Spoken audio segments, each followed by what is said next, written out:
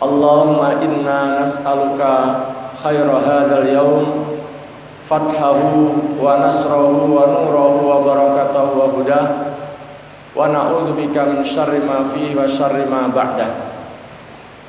Para jamaah sekalian, jamaah salat subuh Masjid Baitul Mukmin rahimani wa rahmakumullah. Yang pertama, kita bersyukur kepada Allah Subhanahu wa taala atas segala nikmat, segala karunia yang Allah berikan kepada kita semuanya, sehingga di kesempatan pagi hari ini, di kesempatan subuh kali ini, kita kembali bisa melaksanakan kewajiban kita, sholat subuh dengan berjamaah. Mudah-mudahan semua ibadah, semua amal soleh kita diterima oleh Allah Subhanahu wa ta'ala. Kemudian yang kedua, salawat dan salam semoga senantiasa terlimpahkan kepada uswah hasanah kita, suri tauladan kita, Nabi Muhammad sallallahu alaihi wasallam beserta para keluarganya, para sahabatnya, dan orang-orang yang senantiasa mengikuti sunnah-sunnahnya ila yaumil qiyamah. Para jamaah sekalian, rahimakumullah, melanjutkan bahasan kita pada kesempatan yang lalu seputar al-marad. Pada kesempatan yang lalu terakhir kita menyampaikan satu hadis yang berbunyi idza maridul abdu aw safara kutiba lahu mithlu ma kana ya'malu muqiman sahiha. Apabila seorang hamba sakit atau dia sedang safar, sedang menjadi musafir, maka dicatat baginya mendapatkan pahala seperti apa yang dia lakukan pada saat dia tidak sedang safar, pada saat sedang mukim, dan pada saat dia sedang sehat. Ini memberikan pesan kepada kita dalam kondisi tidak ada halangan apa-apa, dalam kondisi sehat, dalam kondisi tidak sedang bepergian, hendaknya kita selalu beramal soleh, selalu taat kepada Allah, selalu punya niat di dalam melaksanakan kebaikan-kebaikan. Maka ketika suatu saat kita terhalang dari ibadah, dari amal soleh yang biasa kita kerjakan, karena sakit atau karena safar, kita tetap mendapatkan pahala dari yang biasa kita laksanakan. Para jamaah sekalian, rahimani wa rahimakumullah, kita akan lanjutkan tentang iyadatul marid, tentang bahasan menjenguk orang sakit. Bahwa di antara adab yang diajarkan oleh Islam kepada kita semuanya adalah manakala ada di antara saudara kita, sesama kaum muslimin, tetangga, teman, yang kita dengar dia sedang sakit, maka menjadi hal yang sangat dianjurkan bagi orang muslim tersebut untuk menjenguknya, untuk membangkitkan jiwanya, dan yang paling penting adalah untuk menunaikan haknya. Karena Rasulullah SAW pernah mengatakan dalam hadis yang diriwayatkan oleh Al-Imam Al-Bukhari wal Imam Muslim, hakul muslimi 'alal muslimi sittun. Hak seorang muslim atas muslim yang lainnya ada 6. Qila ma hunna ya Rasulullah. Para sahabat kemudian bertanya, 6 hal tersebut apa saja ya Rasulullah? Maka Rasulullah mengatakan, idza laqitahu fasallim alaihi. Jika kamu bertemu dengannya, maka ucapkan salam kepadanya. Ini menjadi hal yang juga harus kita perhatikan, kita ingat kembali bahwa ketika kita bertemu dengan saudara kita, bertemu dengan sesama kita, ya, kita kenal maupun tidak kita kenal, selagi kita tahu dia muslim, maka kata Rasulullah fasallim alaihi, maka ucapkan salam kepadanya. Wa idza da'aka fa'ajibhu, jika dia mengundangmu, mungkin acara walimahan, mungkin acara akikahan, hajat-hajat kebaikan dari saudara kita diundang, fa'ajibhu, maka hendaklah engkau memenuhi undangannya. Ya. Wa idza stansahaka fansah lahu, jika dia meminta nasihat, minta saran kepadamu, ya, maka berikan nasihat kepadanya. Wa idza atisa fahamidallah fashamidhu, jika dia bersin lalu dia mengucapkan alhamdulillah, ya, maka tasmitlah kepadanya, ya, doakan dengan ucapan apa, yarhamukallah atau yarhamukumullah. Ini kita juga diingatkan, sering diantara kita bersin saja, ya, tidak berucap apa-apa. Mestinya menurut yang diajarkan oleh Nabi SAW, apabila kita bersin, apabila seorang muslim bersin, maka seyogyanya mengucapkan apa? Alhamdulillah. Saudara kita, teman kita yang mendengar itu, maka dia menunaikan haknya, yaitu apa? Mendoakan, ya, tashmid, yaitu dengan mengucapkan yarhamukumullah wa yarhamukallah. Wa idza marida fa'udhu, dan jika dia sakit fa'udhu, maka jenguklah. Wa idza mata fatba'hu, jika dia meninggal maka antarkan dia ke kuburannya. Jadi ada 6 hak yang menjadi hak saudara kita, manakala terdapat hal-hal tersebut kita harus tunaikan. Mengucapkan salam, memenuhi undangan, memberikan nasihat, ya, apabila minta nasihat, ya, termasuk tadi tashmid, kemudian menjenguk orang sakit dan mengantarkan jenazah. Jamaah sekalian rahimani wa rahmatullah, Ibnu Abbas radhiyallahu an berkata, iyadatul maridi awwala yaumin sunnatun, atau iyadatul maridi awwalu yaumin sunnah wa ba'da dzalika tatawwu, mengunjungi orang sakit di hari yang pertama itu adalah sunnah, wa ba'da dzalika, sesudah itu tatawwu, sesudah itu adalah bersifat sukarela, Para hadirin sekalian rahimani rahmakumullah, di dalam hadis-hadis Nabi kita akan temukan fadilah-fadilah menjenguk orang yang sedang sakit. Rasulullah SAW pernah mengatakan, man ada maridon nada munadin minas samai tibta wa taba mamsyaka wa tabawwa'ta minal jannati manzila. Siapa yang mengunjungi orang yang sedang sakit, maka ada penyeru dari langit berkata, dia menyerukan, maksudnya adalah malaikat. Dia mengatakan, tibta, sungguh engkau adalah orang yang baik. Wa taba mamsyaka, perbuatanmu baik, perjalananmu dari rumah ke tempat orang tersebut adalah perjalanan yang baik. Wa tabawwa'ta minal jannati manzila, dan berarti engkau telah menyiapkan satu tempat di dalam surga. Jadi berjalannya seseorang ke tempat saudara kita untuk menjenguk orang yang sakit, itu adalah perjalanan yang mulia, yang baik, yang akan mengantarkan, ya, kepada surganya Allah Subhanahu wa taala. Para hadirin sekalian rahimani rahmatullah, di dalam hadis qudsi Allah Subhanahu wa taala berfirman, terkait dengan menjenguk orang yang sakit.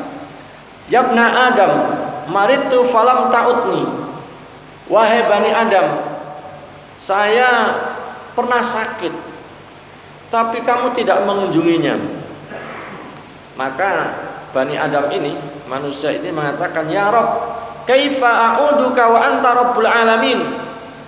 Ya Allah, ya Rabb, bagaimana aku mengunjungimu sedangkan engkau adalah Rabbul Alamin.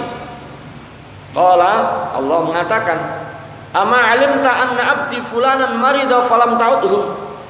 Tidakkah engkau tahu bahwa ada hambaku dulu yang sedang sakit, falam ta'udhu, tapi kamu tidak menjenguknya. Ama alimta annaka law uttahu lawajadtani indahu. Tidakkah kau tahu bahwa sekiranya engkau mengunjunginya saat dia sakit, maka pasti kamu akan mendapatiku di sisinya. Yang mendapati pahala yang besar sih dalam perbuatan menjenguk orang sakit tersebut. Yabna Adam, wahai Bani Adam, istat'amtuka falam tud'imni. Wahai Bani Adam, aku pernah minta makan kepadamu, tapi engkau tidak memberikan.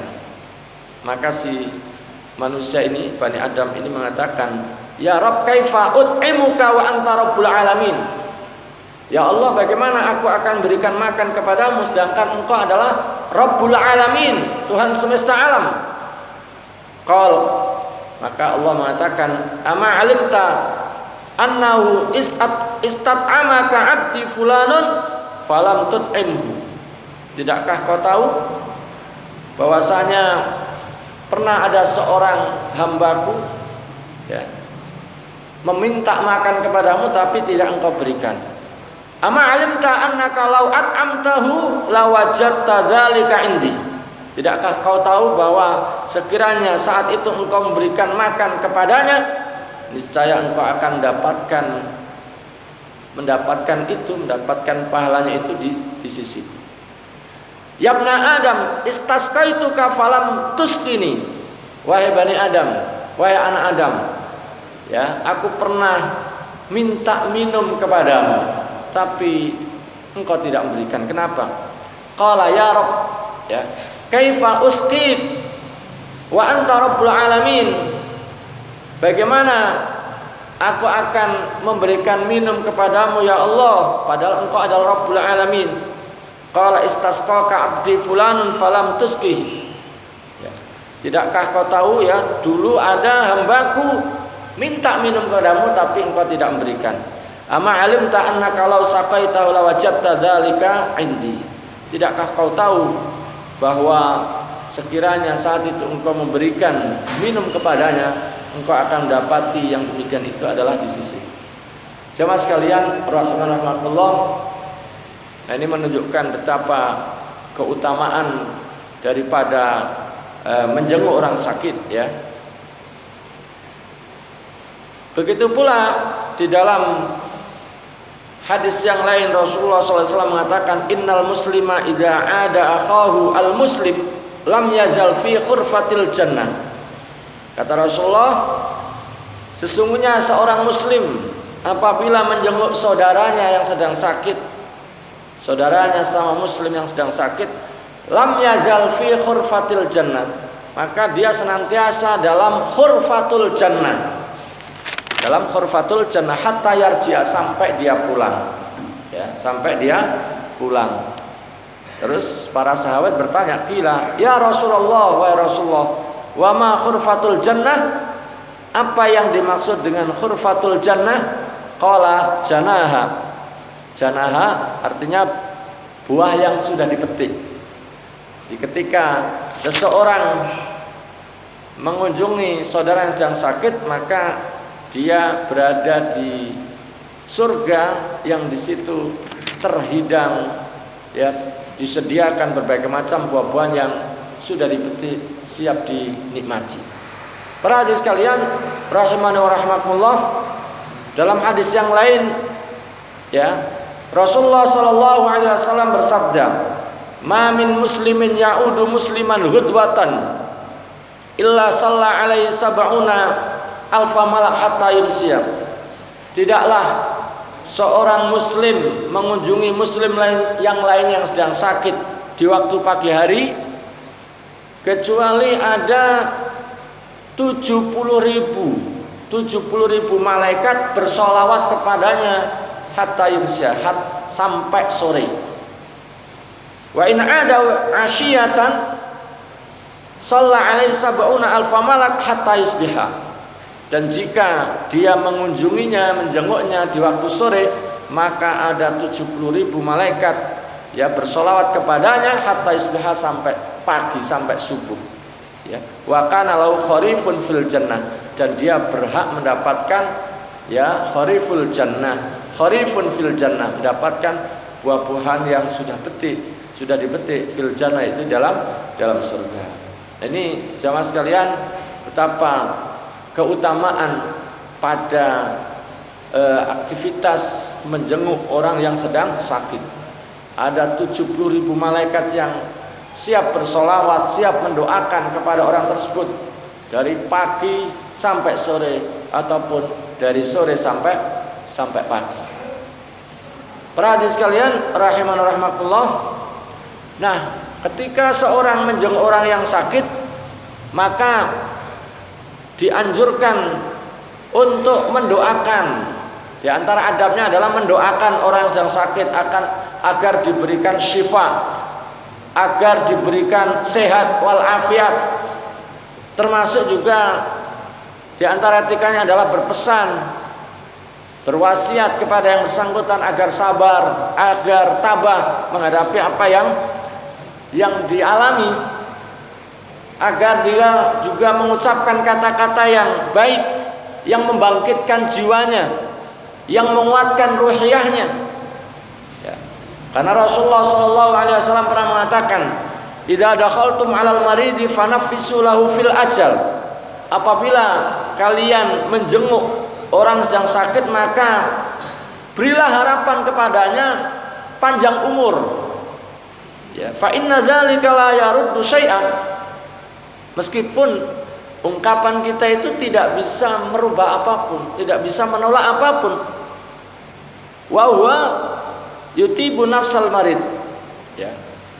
Tapi kalimat kita yang memberikan rasa optimis, memberikan penguatan, semangat, ya, itu baik untuk jiwa orang tersebut, membangkitkan jiwa orang yang sedang sakit. Jadi ucapan-ucapan adalah ucapan-ucapan yang baik, ucapan-ucapan yang menyemangati, ucapan-ucapan yang membangkitkan jiwanya. Ya. Sebagaimana Rasulullah SAW ketika menjenguk orang yang sedang sakit, beliau mengucapkan apa? La ba'sa tahurun insyaallah. La ba'sa tahurun insyaallah. Nah, ini sebagian ucapan yang bisa kita baca saat kita menjenguk orang yang sakit. Coba saya baca, Pak. La ba'sa tahurun insyaallah. La ba'sa tahurun insyaallah. La ba'sa tahurun insyaallah. Artinya la ba'sa, enggak apa-apa ya. Sakit yang kamu alami ini enggak apa-apa, enggak berat ya. Bisa seperti itu, la ba'sa tahurun, dan penyakitmu ini akan membersihkan dosa-dosa, membersihkan kesalahan-kesalahan ya, insyaallah. Para hadirin sekalian rahimakumullah. Nah, durasinya bagaimana? Durasi menjenguk. Ya, lihat keadaan. Kalau kira-kira dengan kita sering menjenguk itu memberatkan, ya jangan. Ya, cukup sekali saja. Tapi kalau kira-kira justru yang bersangkutan senang dijenguk, ya idealnya juga demikian ya. Jadi tergantung situasi dan kondisi. Para hadirin sekalian rahimakumullah. Nah, di dalam kitab ini juga dibahas bab tentang iadatun nisa ar-rijal, tentang hukum menjenguk wanita kepada laki-laki, menjenguk ya, seorang wanita menjenguk orang yang sakit yang dia adalah laki-laki. Ini bagaimana hukumnya? Secara umum, manakala ya memenuhi adab-adab Islam bagi seorang wanita ketika keluar rumah, kemudian juga tidak menimbulkan fitnah, maka hukumnya ya boleh saja. Sebagaimana Al-Imam Al-Bukhari di dalam kitab sahihnya itu membuat bab, membuat judul bab Iyadatin Nisa Ar-Rijal, bab tentang wanita mengunjungi laki-laki, menjenguk laki-laki. Dan diterangkan di sana bahwa ada seorang sahabiah namanya Ummu Darda yang menjenguk. Adat Ummu Darda rajulan min ahlil masjid minal ansar. Ummu Darda menjenguk seorang jamaah masjid dari kalangan Ansar. Begitu pula ya Sayyidah Aisyah mengunjungi ya saat di Madinah ya, saat abahnya sakit, Abu Bakar As-Siddiq sakit, Bilal sakit, beliau mengunjungi dan menanyakan keadaannya. Ya. Pada saat ditanya keadaannya itu sempat mengungkapkan kerinduan kepada kampung, kepada tanah halaman ya, kampung kelahiran. Jadi kangen sama desa, kangen sama tanah kelahiran kita. Itu sesuatu yang manusiawi ya, dialami juga oleh para sahabat ya. Makanya ketika berita itu disampaikan pada Rasulullah mengatakan, Allahumma habib ilainal Madinah, ya Allah berikan kepada kami kecintaan kepada Madinah, kahubbina Makkah au asyad, sebagaimana kecintaan kami kepada Mekah. Allahumma wasahhiha, ya Allah sehatkanlah ya Madinah, wa barik lana fi muddiha wa sa'iha, berikan keberkahan kepada kami di dalam mudnya dan soknya ya. Wangkul humaha faj'alha fil juhfah, ya, pindahkan penyakitnya itu di daerah Juhfah. Para hadirin sekalian rahimakumullah, bahkan dalam bab mengunjungi bukan saja mengunjungi orang yang beriman saja bagi kita seorang muslim, tidak hanya sesama muslim saja yang kita kunjungi, tapi juga bahkan ketika ada tetangga, kawan yang mungkin dia beda agama, dia orang Kristen misalnya, orang Hindu misalnya, orang Buddha misalnya, dia baik, dia tidak mengganggu kita, maka tidak mengapa pula kita menjenguknya, mengunjunginya. Makanya Imam Al-Bukhari yang meletakkan dalam sahihnya itu ada bab Iyadatil Musyrik, bab tentang mengunjungi orang musyrik, mengunjungi orang musyrik. Dan disebutkan di sana ya riwayat dari sahabat Anas bahwa ada seorang ghulam miliknya orang Yahudi yang pernah berkhidmat kepada Nabi, dia sakit ya. Lalu oleh Rasulullah dikunjungi ya, dan dia kafir. Ketika dikunjungi itu Nabi sambil mengunjungi berdakwah padanya, menyampaikan seruan untuk masuk Islam, aslim, masuklah Islam. Dan qadarullah alhamdulillah dia masuk Islam. Para hadirin sekalian rahimani wa rahimakumullah, begitu pula dalam satu riwayat disebutkan bahwa ketika Abu Thalib yang kita tahu semua dia sakit, akan sakit yang berujung pada ajalnya, Rasulullah menjenguknya, Rasulullah datang kepadanya. Jadi tidak mengapa seorang muslim ya melakukan atau menjenguk saudaranya, tetangganya, temannya yang meskipun dia adalah orang kafir. Bahkan itu menjadi sarana untuk kemudian mendakwahinya ya, mengajaknya kepada Islam. Para hadirin sekalian, dalam satu riwayat juga disebutkan bahwa mengunjungi itu tidak mesti harus sakit yang berat, termasuk sakit yang ringan. Ada seorang sahabat sakitnya itu sakit mata ya, itu dikunjungi oleh Rasulullah SAW, seperti dikatakan oleh Zaid bin Arqam, adani Rasulullah SAW min waja'in kana bi'aini, Rasulullah menjengukku, mengunjungiku saat aku sakit pada mata. Dan di samping kita mendoakan, di samping kita memberikan semangat kepada yang sakit, termasuk juga mendoakan mendapatkan kesembuhan ya, nanti akan kita bacakan juga bacaan-bacaan atau doa-doa apa yang mesti kita baca selain tadi, selain la ba'sa tahurun insyaallah tadi ya, kita akan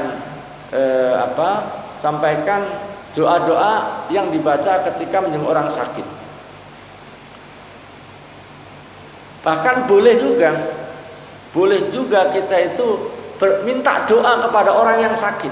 Jadi bukan saja kita yang mendoakan, tapi juga kita bahkan dalam satu riwayat itu disebutkan kita disuruh minta doa dari orang yang sakit, karena doanya itu makbul. Dalam satu riwayat disebutkan Rasulullah bersabda, "Idza dakhalta ala maridin famurhu falyad'u lak." Ya. Jika engkau mengunjungi orang sedang sakit, maka mintalah dia agar dia mau mendoakanmu. Fa inna du'aahu ka du'ail malaikah. Karena sesungguhnya doanya itu seperti doanya para malaikat. Dalam pengertian mustajab, ya, diijabah oleh Allah Subhanahu wa taala. Jamaah sekalian rahimani wa rahmakumullah, pada kesempatan sebelumnya kita membahas tentang anjuran bersabar ketika sedang mendapatkan cobaan ujian, termasuk ketika sakit, ya. Namun demikian jamaah sekalian, perintah bersabar ini tidak berarti kemudian tidak berobat.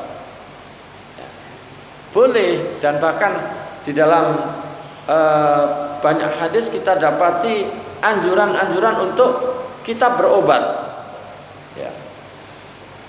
Misalnya dalam hadis yang diriwayatkan oleh Imam Ahmad, ya, dan juga yang lainnya dari Usamah bin Suraik, dia berkata, "Ataitun Nabiy sallallahu alaihi wasallam wa ashabuhu ka'anna ala ru'usihim at-tayr." Saya datang kepada Nabi, sedangkan saat itu Nabi sedang dikelilingi oleh para sahabat, seakan di atas kepala para sahabat itu ada burung. Ini saking khusyuknya, saking seriusnya mendengarkan petua-petua, mendengarkan wejangan-wejangan dari Nabi. Fasalamtu, lalu aku mengucapkan salam. Tsumma qa'adtu, kemudian aku duduk. Faja'al a'rab min hahuna wa hahuna. Kemudian setelah itu datanglah orang-orang Arab Badui, datang dari arah sana, datang dari arah sini, ya. Faqalu, lalu mereka berkata, "Ya Rasulullah, ana tadawi." Ya Rasulullah, boleh nggak kita berobat? Kalau sakit, boleh nggak kita berobat? Maka Rasulullah mengatakan, "Tadawau. Fa inna Allah Ta'ala lam yada' da'an illa wada'a lahu dawa. Ghaira da'in wahidin al-haram." Berobatlah kalian, karena sesungguhnya Allah tidak meletakkan satu penyakit kecuali Allah sudah siapkan untuknya obat, kecuali satu penyakit yang nggak ada obatnya. Apa? Al-haram, yaitu tua. Mungkin muka bisa dibikin muda lagi, bisa dikencangkan, bisa dibikin putih dan seterusnya, tapi tua tidak bisa diobati. Para hadis sekalian rahimakumullah, dalam hadis yang lain Rasulullah mengatakan, "Innallaha lam yunzil da'an illa anzalalahu syifaan fatadawau." Sesungguhnya Allah tidak menurunkan suatu penyakit kecuali Allah turunkan untuknya syifaan, obat, penawarnya, fatadawau, maka berobatlah. Ya. Bahkan dalam hadis yang lain Rasulullah mengatakan, likulli da'in dawaun, setiap penyakit itu ada obatnya. Faida usiba, ya, dawa, faida usiba dawaun ada bari'a biidznillah. Apabila penyakit itu bertemu dengan obat, maka penyakit itu akan sembuh insyaallah. Ya. Jadi agama kita memerintahkan sabar di satu sisi ketika sakit, tapi di sisi yang lain juga tidak dihalangi, bahkan diperintahkan untuk berikhtiar, yaitu dengan berobat, dengan kita datang ke dokter, tapi dengan tetap berkeyakinan bahwa yang memberikan kesembuhan itu adalah Allah, bukan dokter itu, bukan pula obat yang kita minum, ya. Bahkan juga dalam konteks berobat, prinsipnya tidak yang paling penting sembuh, tidak demikian. Ada orang itu dengar info apa saja tentang obat langsung diikuti, langsung dituruti, tidak lagi memperdulikan ini halal atau haram. Dalam agama kita diperintahkan berobat ya, tetapi juga tetap ada rambu-rambunya dalam bab halal haram. Makanya mayoritas ulama berpendapat haram hukumnya berobat dengan yang mengandung khamr atau bahan-bahan yang memang secara hukum diharamkan. Ya, ini seperti dalam satu riwayat ya disebutkan bahwa Thariq bin Suwaid pernah bertanya kepada Rasulullah tentang menggunakan khamr untuk dijadikan sebagai obat. Ya. Beliau bertanya, waktu itu sudah ada pertanyaan bagaimana hukumnya ya khamr dikonsumsi, diminum sebagai niatnya untuk obat.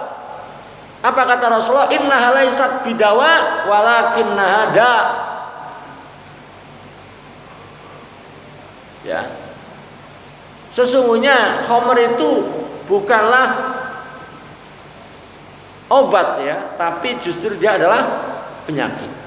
Jadi itu jelas bahwa Nabi melarang. Hadis ini jelas menunjukkan bahwa berobat dengan khamr itu adalah haram. Bahkan Rasulullah juga mengatakan innallaha lam yaj'al syifa'akum fima harrama 'alaikum. Sesungguhnya Allah tidak meletakkan syifa kalian, kesembuhan kalian itu pada hal yang diharamkan bagi kalian. Artinya tidak mengizinkan. Mungkin nggak orang berobat dengan yang haram sembuh? Mungkin saja. Sebagaimana mungkin saja orang ke dokter Allah berikan kesembuhan, ke dukun juga Allah berikan kesembuhan. Hanya saja kalau ke dukun jelas dilarang. Kita ke sana berdosa. Sembuh mungkin saja, tidak sembuh ya lebih mungkin. Ke dokter ya Allah bisa saja memberikan kesembuhan, bisa juga tidak. Nah, paling penting bagi kita adalah bagaimana kita mengambil cara yang dibolehkan, yang dihalalkan. Sebagaimana melakukan sesuatu ya yang dibolehkan, kita mendapatkan sesuai dengan yang kita inginkan. Begitu pula sebaliknya, bisa jadi ada orang melakukan sesuatu yang dimurkai oleh Allah juga mendapatkan apa yang diinginkan. Misalnya soal anak misalnya. Ada orang ingin punya anak dengan cara yang benar, cara yang diizinkan oleh syariat, dia nikah. Akhirnya alhamdulillah istrinya hamil. Dapat anak sesuai dengan keinginannya. Ada juga yang nggak pakai nikah, zina bisa hamil nggak? Bisa. Tapi yang pertama tadi cara yang diizinkan